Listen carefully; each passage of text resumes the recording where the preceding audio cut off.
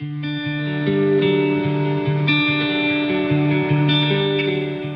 my Aberavon all-time 15 since I've been involved, I'd have to start with full-back.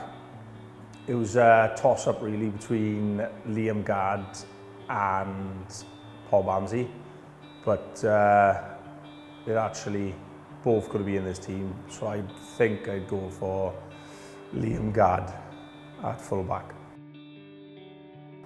For my wing, first wing, I'd say it's got to be Carter. You know, the GOAT, does he give himself the nickname? He's just a class act, lightning fast, fluked a drop goal or two in his time. But yeah, it's got to be Carter. For the other wing, I think it's got to be Steph. I know Jay's class act as well, but I never really got to play with him much. But Steph is out and out lightning, real nice guy, sidestep with a 5 piece, so it's definitely Steph. My centres, for my outside centre, I've gone for Paul Bamsey. He's definitely one of the most underrated players that's been in Aberavon for a long time. I don't think he's given the acknowledgement that he deserves. He's powerful, fast, you know, his hands are brilliant. So yeah, I definitely say Paul Bamsey 13. 12 then was quite hard. I looked at obviously Scarf as a battering ram back in the day, class act. But I think when young Becky came along, he surely did have a class above. So I think Becky just nipped in front of Darryl Ryan Scarf.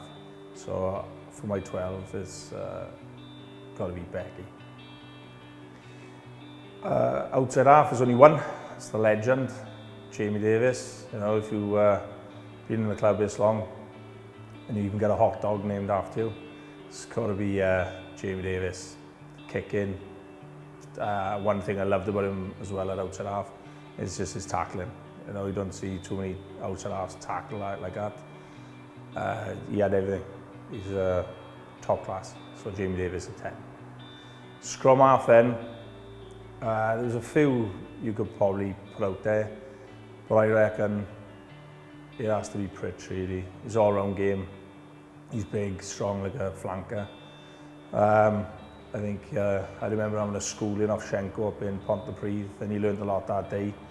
And I think from then he just went from strength to strength. So David Pritchard for 9 for me. Right, when we get into the fatties now, the front row.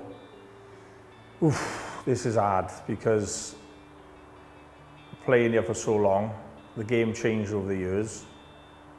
So when I'm looking at loose heads, you've got so many big, tough boys, so good scrummagers, who probably won't get on the park later on in my playing career.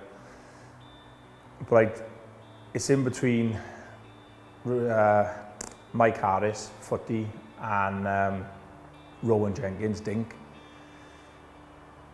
It's so hard, but just for the way I like to play the game, I think I stick with footy because his scrummaging, he was like a rock. And he weren't too bad on the field. Mind he had a bit of a goose step run. But yeah, he's a tough hard man, and he just edged dink. So I'd pick footy. Hooker, Mark Breeze, definitely. I think he's that pure class. He had he's thrown in probably one of the best on his day now and again. But to be honest with you, when he went to regional level, I think he didn't give the credit he was deserved and the chance he deserved. I think he could have gone a lot further, but there's definitely Mark Breeze as hooker. Then you get into the tight heads again, and there's some class tight heads. It was either Paul Breeze, Lloyder, or Tony Edwards, and just for the extra pizzazz, not many tight heads have. I'd say Tony Edwards has nailed that spot for me. Second rows for number 4, I think it was between Chris Gittins and Andrew Fisher. I think both of them have class in the line-out. Gits read the line-out so well, picked out opposition's line-out. Fisher then, his work rate and everything else he'd done around the field, I think just edged it for me, to be honest.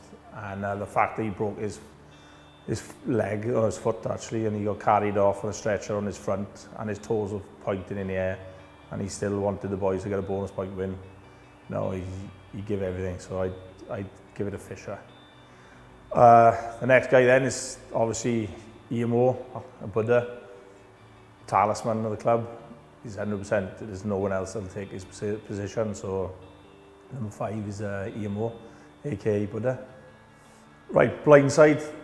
I'm going to chuck myself in, apparently we were supposed to. I'm not sure if we're getting tucked up or not, only because I'd love to play with this team, even though there's probably better boys that I could pick there in front of me. But just for selfish reasons to be in that team, I think it's, I'll pick myself there. Open side, we've had some class open sides, you know, it looks like sort of Tiprick come in. But there's only one open side for me, and that's Chris Davies, Swanky. He had to be in there. I think Tips was too young when he came. He's obviously gone on to much better things.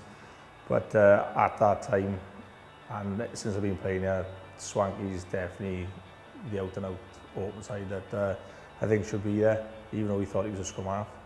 But yeah, Chris Davies. Number 8, again, there's only one number 8 in my eyes, and that's George.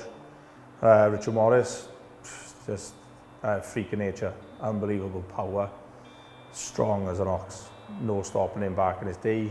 I don't think anyone will lace his boots. That's my Aberavon 15.